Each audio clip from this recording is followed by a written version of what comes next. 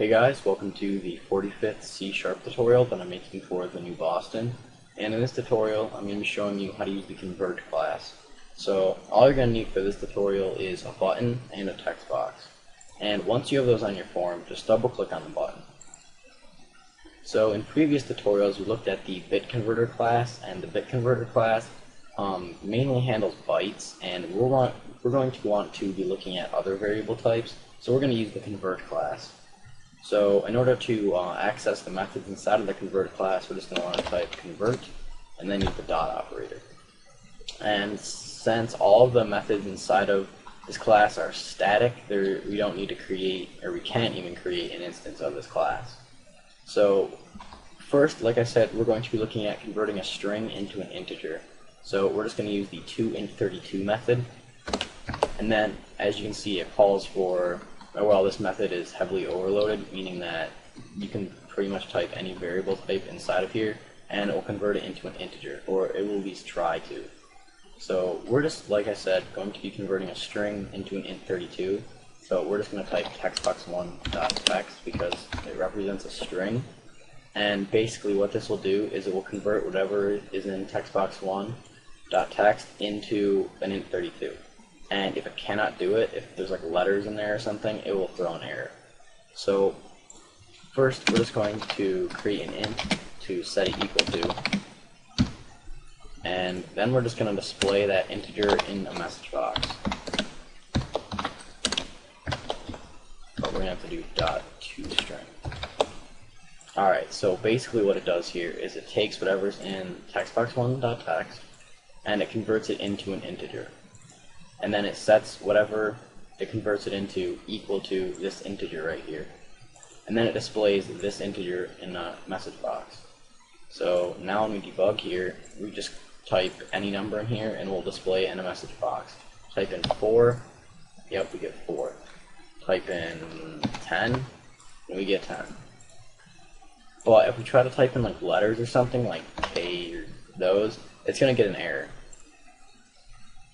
Yep, input string was not in correct format, just meaning it can't convert letters into an int32.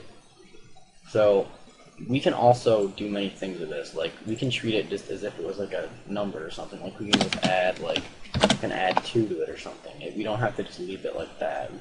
We can treat it as if it was just a number or a variable. So we can just add 2 to it, type in like 10, we should get 12. Yep. So yeah. Alright, so there are many different methods inside of this convert class, like I said. You can convert pretty much anything into anything, like convert to character. Like if we wanted to do whatever character is in textbox1.text. Now we just want to display this character in a message box. We can do that. Type in like F right here. Yep. If we try to type in like a string, we're probably going to get an error.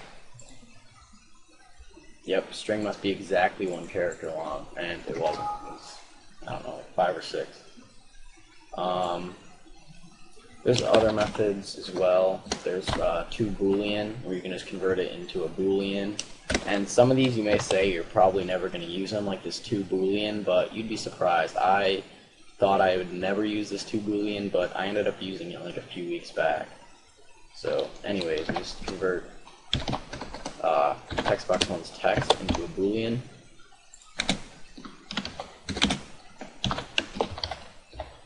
Set equal to that. Display it in a message box. So if we type in true here, we shouldn't get an error. Type in false, we shouldn't get an error. Nope, but if we try to type in like anything besides true or false, we're going to get an error. We just type in that. Yeah, string was not recognized as a valid Boolean. So it's not a bad idea to put a try and catch statement around when you're converting things, because sometimes it won't work out, or like if you're if only some of the time it's going to convert, I would recommend putting a try and catch statement around it so your application doesn't crash. And then you can always just put a message box here saying like